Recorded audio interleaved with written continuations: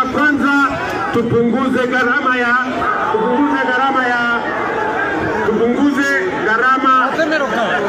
ngojea. Tulisema tupunguze gharama ya mbolea. Kweli ama si kweli? Tulisema tupunguze gharama ya mbolea. Hiyo ngojea, wachana nao wananchi. Tupunguze gharama.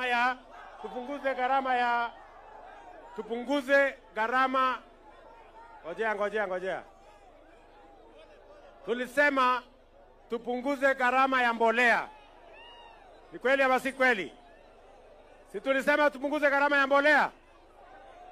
Hiyo ngojea, wachana nao wananchi.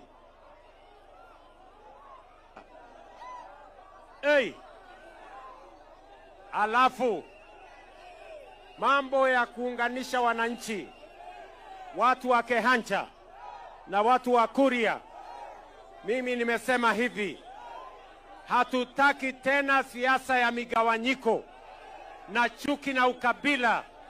Tunataka tuunganishe taifa letu la Kenya na tushughulike na mambo ya muhimu, mambo ambayo yanahusu wananchi, sio mambo ya viongozi tena. Tunataka wananchi wapate haki yao ya maendeleo ya barabara na stima na maji na biashara ili tuweze kubadilisha Kenya yetu. Lakini mimi naelewa vile vile ya kwamba watu wa Kuria wametupatia mawazo yao, wanasema wanataka kaunti yao, na hiyo itakuwa baadhi ya mambo ambayo lazima tujadiliane kikatiba, tuhakikishe ya kwamba hakuna sehemu ya Kenya inabaguliwa na hakuna sehemu ya Kenya inawachwa nyuma, ili tuweze kutembea kwa pamoja. Kwa hivyo, hiyo kazi mmetuuliza, tutashirikiana na viongozi wengine.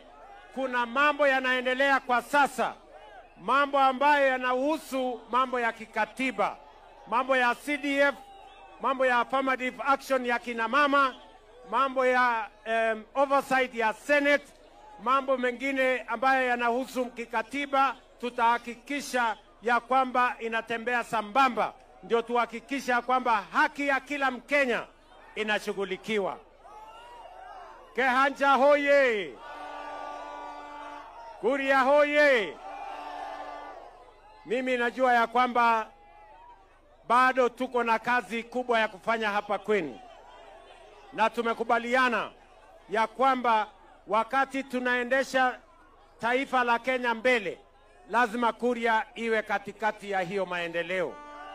Tumekubaliana jameni? Kwa sababu niko na viongozi wengi, mimi nataka niwahakikishie, sawa, sikizeni watu wa Kuria, nyinyi ni wakulima wa maana sana sehemu hii. Tulisema kwanza tupunguze gharama.